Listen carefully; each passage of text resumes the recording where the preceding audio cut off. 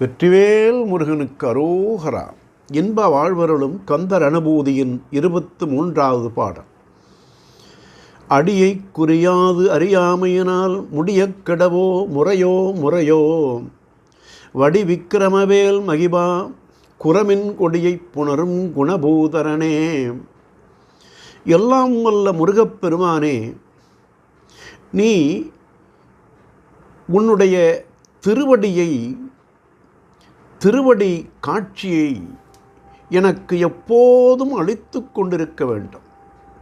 அந்த திருவடி காட்சியை நான் மறக்காமல் இருக்க வேண்டும். மறக்காமல் இருப்பதற்கு என்னுடைய மனம் உன்னையே நினைக்கின்ற வரத்தை நீ எனக்கு தர வேண்டும். அப்படி உன்னுடைய திருவடியை நினைக்காமல் இருந்துவிட்டால் நான் அந்த கவலையிலேயே, அந்த அறியாமை நிலையிலேயே நான் இருளில் மூழ்கிவிட வேண்டுமல்லவா? அதனால் அது முறையா, அது தகுமா, அது நியாயந்தானா என்று கேட்பது போல கேட்கின்றார். அடியை குறியாது அறியாமையினால் முடியக்கடவோ முறையோ முறையோ. எல்லாம் வல்ல நீ உன்னுடைய திருவடியை நினைப்பதற்கு உரிய மனப்பக்குவத்தை எனக்கு தர வேண்டும்.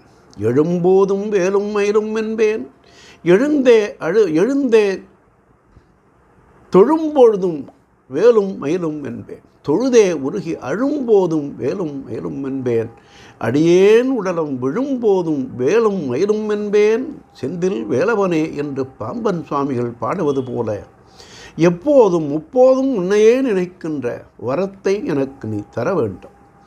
அப்படி தந்தால்தான் நான் அந்தகார இருள் சூழாமல் உன்னுடைய அறிவு திருவெளிச்சமாகிய உன்னுடைய திருவடியை அடைந்து எந்த துயரமும் இல்லாமல் நீ என்னை காத்து அருளுவதற்கு வாய்ப்பாக இருக்க வேண்டும் என்று நமக்கு அவனுடைய திருவடியை எவ்வாறு பெறுவது என்பதை உணர்த்துகின்றார்.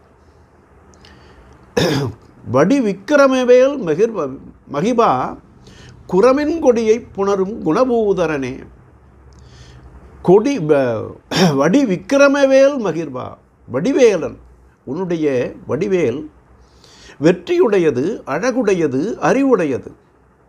அந்த 3 தன்மைகளும் நிறைந்த அந்த வேல், எப்படி அந்த வேலினை நீ தாங்கி வெற்றி கொடி நாட்டுகின்றாயோ அதைப்போல எங்களுடைய வாழ்விலும் நீ வெற்றியையும் அறிவையும் அழகையும் தர வேண்டும், அறிவையும் தர வேண்டும் என்று குறிப்பது போல இதனை குறித்து மொய்தார் அணிகுழல் வள்ளியை வேட்டவன் முத்தமிழால் வைதாரையும் அங்கு வாழ வைப்போன் என்று பாடியபடி குரமின் கொடியை புணர்ந்த குரமின் கொடியாகிய வள்ளிநாச்சியாரே, மின்னல் போன்ற அழகுடைய அந்த வள்ளிநாச்சியாரை வணர்ந்த பெருமானே, நீ கோழிக்கொடியை மட்டுமா தாங்குகின்றாய்?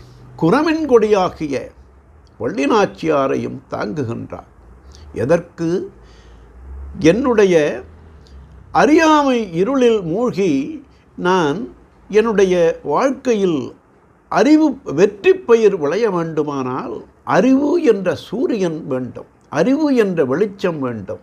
அந்த விளைவினை பெறுவதற்கு நீ வள்ளிநாச்சியாரை வணந்து வழிகாட்டியதைப் போல எல்லா உயிர்களும் ஆணும் பெண்ணுமாக இயன்று இணைந்து பேரின்பம் காண்பதற்கு நீ வழிகாட்டினார். கொடிக்கு கொம்பு ஆதாரம், கொம்பிற்கு கொடி ஆதாரம். கணவன் மனைவிக்கு ஆதாரம், மனைவி கணவனுக்கு ஆதாரம். இதில் நீ பெரியவனா நான் பெரியவனா என்ற வாதம் இல்லாமல், அந்த பேதம் இல்லாமல், வேறுபாடு இல்லாமல் ஒருவருக்கொருவர் இருவரும் ஆற்றல் உடையவராக இருவரும் கருத்தொருமித்து ஆதரவு போட்டதே இன்பம் என்பது போல இறை திருமேனிகளுக்கு திருக்கோயில்களில் திருமணம் செய்வது வைப்பதும் செய்து ஆண்டாண்டு தோறும் செய்து சிறப்பதும் நமக்கு அந்த அறிவு காட்சியை உணர்த்துவதற்காகத்தான். அதற்காக இறை திருவேணிகளுக்கு இல்லற உணர்வுகள் உணர்ச்சிகள் இருக்கின்றனவா என்று வேண்டாவாத கேள்விகளை எழுப்பாமல் நமக்கு அறிவுறுத்துகின்ற வகையிலே அந்த மண்ணில் நல்ல வண்ணம் வாழலாம் என்பதற்கு இறை திருமேனிகளுக்கு ஆண்டாண்டு தோறும் திருமணம் செய்து வைத்து பார்க்கிறோம்.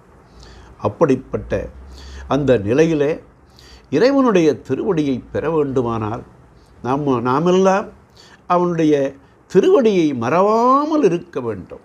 மறந்தால் ஆதாரமிலேன் ஒரு சற்றும் நினைந்திலனே என்று பல பாடல்களிலே கூறியது போல இந்த பாடலிலும் இறைவனுடைய திருவடியை பற்றி கொள்வது எப்படி, அவன் வள்ளிநாச்சியாரை மணந்து என்னென்ன வாழ்க்கை நெறியை காட்டுகின்றான் என்பதையெல்லாம் நமக்கு படம் பிடித்து காட்டினார் அருணகிரிநாதர். அதனால்தான் குரமின் கொடியை புணரும் குணபூதரனே, குணத்தில் சிறந்த பெருமானாக, பண்புகளில் நற்பண்புகளில் சிறந்த பெருமானாக முருகன் நமக்கு விளங்குகிறான் என்று சொல்லி நமக்கு உபதேசமாக அருளுகின்றார் அருணகிரிநாதர். பாடல் அடியை குறியாது அறியாமையினால் முடியக்கடவோ முறையோ முறையோ வடி விக்கிரமமேல் மகிமா குரமின் கொடியை புணரும் குணபூதரனே. வெற்றிவேல் முருகனுக்கு அரோகரா. கந்தர் அனுபூதி நாளையும் தொடரும்.